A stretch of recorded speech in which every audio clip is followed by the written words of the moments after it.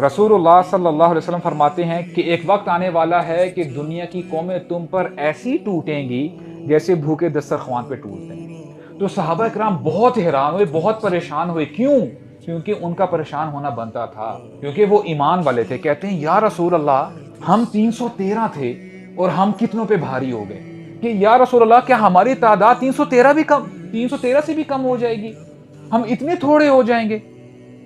रसूलुल्लाह ने फरमाया नहीं, तुम्हारी तादाद ऐ सहाबा बहुत ज्यादा होगी, तुम बिलियंस में होगे। तुम्हारी हैसियत उस सैलाब के ऊपर जो झाग होती है, जो फोम होती है, जिसकी कोई वैल्यू नहीं होती, तुम्हारी वो वैल्यू हो जाएगी। रसूलुल्लाह ने बताया कि तुम्हारे दिलों के अंदर एक बीमारी पैदा हो जाएगी जिसे वहन कहा जाता है। सहाबा इकराम ने पूछा वमल वहन या रसूल अल्लाह, वहन किसे कहते हैं?